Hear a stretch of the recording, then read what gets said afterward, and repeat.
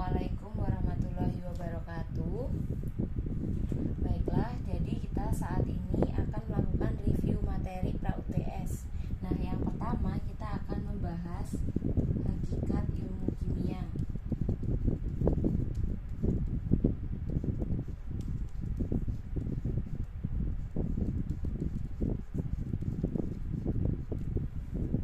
Nah, yang pertama kita berbicara terkait pengertiannya terlebih dahulu, pengertian dari ilmu kimia.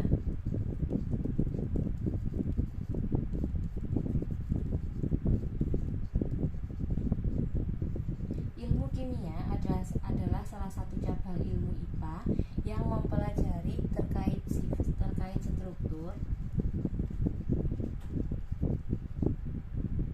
sifat, perubahan materi,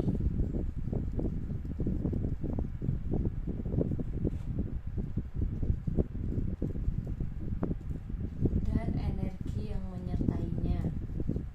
Itu pengertian dari ilmu kimia. Kemudian yang kedua, kita akan membahas terkait susunan materi.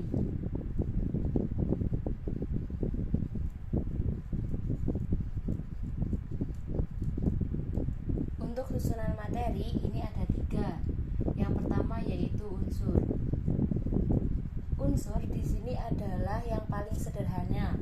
Contohnya adalah Na, H, O, dan lain-lain. Kemudian yang kedua ada yang namanya senyawa.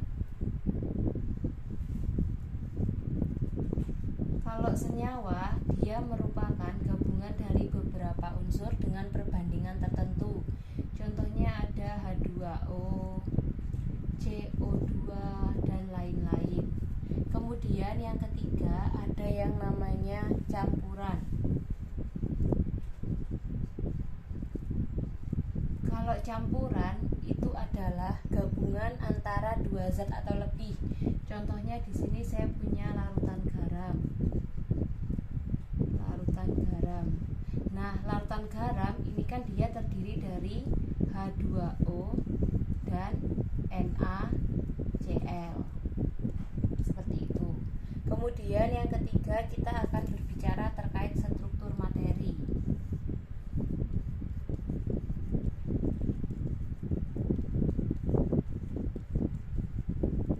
Struktur materi juga ada 3. Yang pertama yaitu molekul unsur. Molekul unsur itu adalah dia disusun oleh atom yang sama. Itu kalau molekul unsur. Contohnya ada O2, N2, dan lain-lain.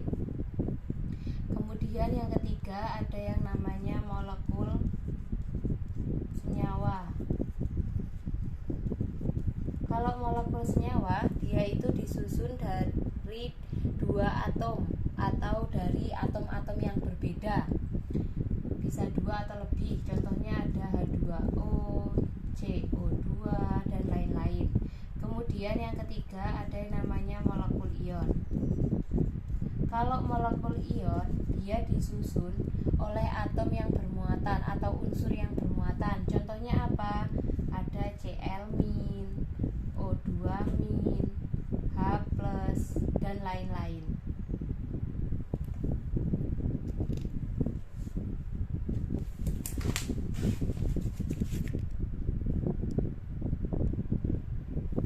Yang selanjutnya kita akan membahas terkait metode ilmiah.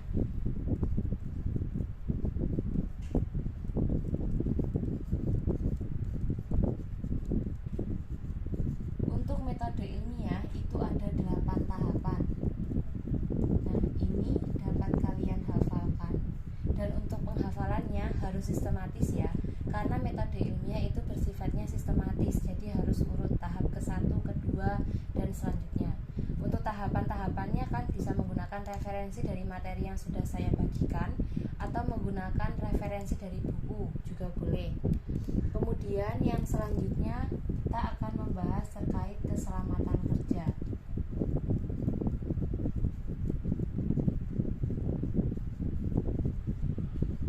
Untuk keselamatan kerja itu dibagi menjadi 4. Yang pertama ada tata tertib laboratorium.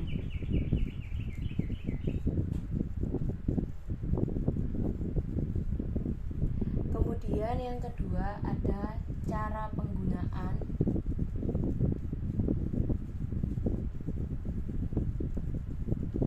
bahan kimia. Kemudian ada juga yang namanya alat-alat laboratorium. Dan yang terakhir itu ada simbol-simbol berbahaya.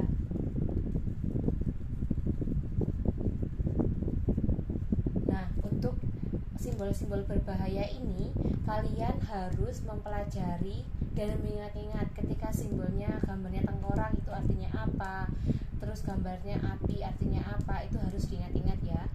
Untuk bab 1 Hakikat Ilmu Kimia